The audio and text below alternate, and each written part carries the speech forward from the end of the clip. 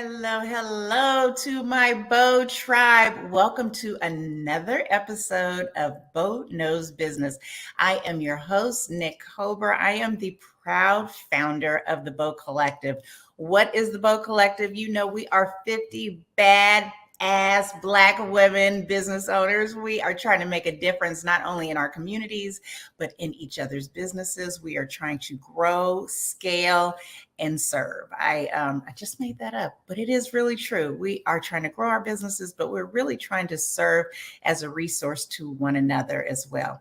And today I am going to introduce you to one of my all-time favorite people on the planet.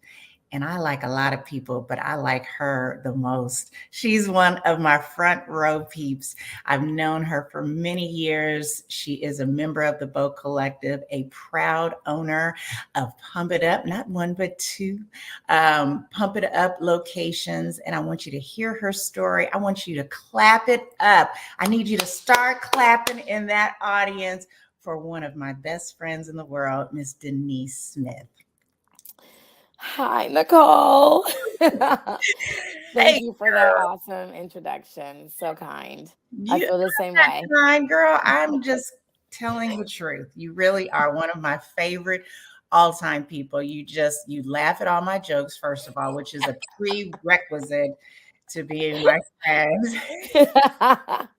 Laugh, laugh, laugh. And you happen to be, yes, a badass Black woman, entrepreneur, wife, mother, all around advocate. And I'm really proud to know you and proud to be able to help you tell your story about entrepreneurship today. Thank you so much. Thanks for having me. It's an honor to be here with you today. I see you all the time. So to be your guest is like such an honor. Well, listen, so let's start like we always do. You know the format. We love Michelle Obama. We love her becoming story. And that has been our favorite format for our Bo Sisters and the Bo broadcast podcast. So, what we're going to do is we get to take it all the way back together. We start with little Denise. What is her story? Where were you born and raised? I happen to have been there, so I know. But will you please, let's focus on your childhood, girl. Tell us where you were born and what were you like as a child? Oh, awesome. I'd love to go back to my childhood. I am from, as we know, both know our hometown, Oakland, California. And I'm born and raised. That's my home, even though I live in Maryland now. Oakland is still home and will always be home to me. I had honestly a blessed childhood. I had two parents. I had such a support foundation. With my from my parents, my grandmother, my aunt. I had. A lot of a foundation that really grounded me, that really loved me and supported me. And my foundation was what got me to where I am. That family support and those cheerleaders in my life through my whole life really shaped me.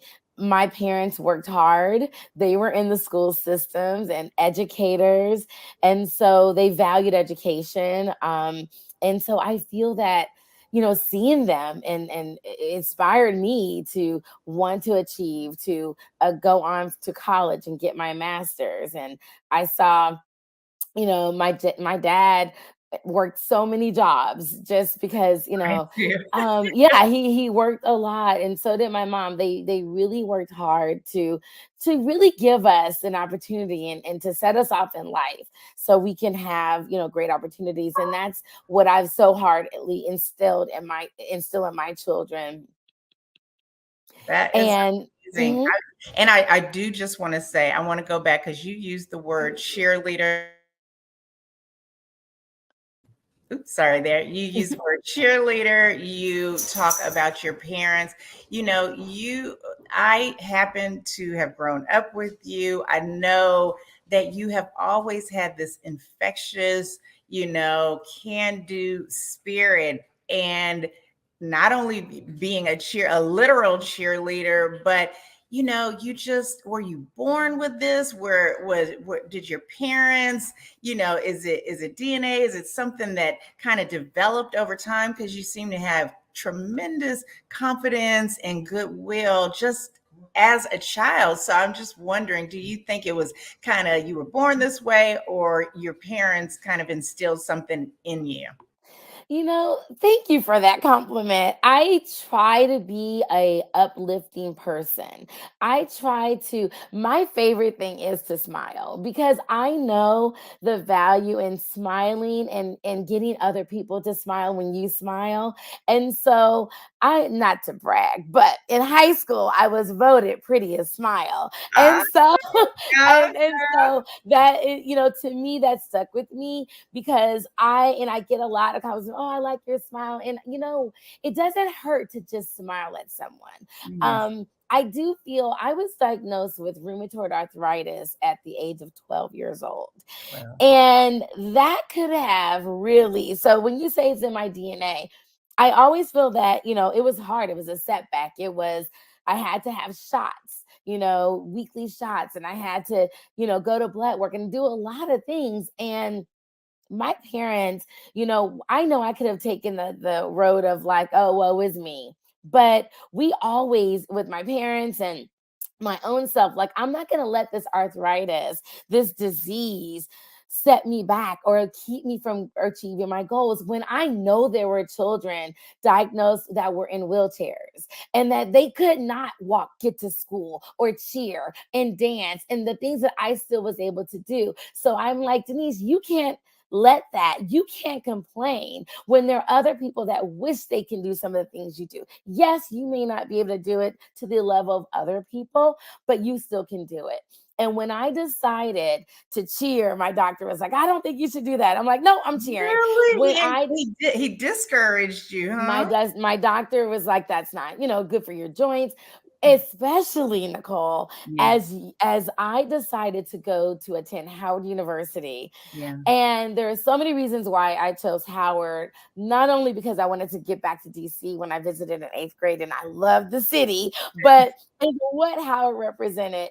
And the first thing in School of Communications and all the wonderful, amazing legacy that Howard had, I had to be there. But my doctor said, but it's the East Coast and it's going to be cold. And you live in California where the climate is warm and your joints, you should not go to a climate. And it was literally in one ear, out the other. I packed my bag, said goodbye, doctor. I'll find one in I DC. don't think And you I ever got on a shared plane. that. I don't think you ever shared that, girl. And you know Yeah. what? That is, I mean, if I could just have a moment of a personal privilege and tell you all that, yes, I have known Denise definitely since high school. I feel maybe a little earlier. But I have obviously known about your arthritis, but it was always like an afterthought. It was really never in my consciousness because first of all, you were my cheerleading rival. Like whatever. Like I'm not going easy on her. We are about to set it out. Oh, we can go right now, girl.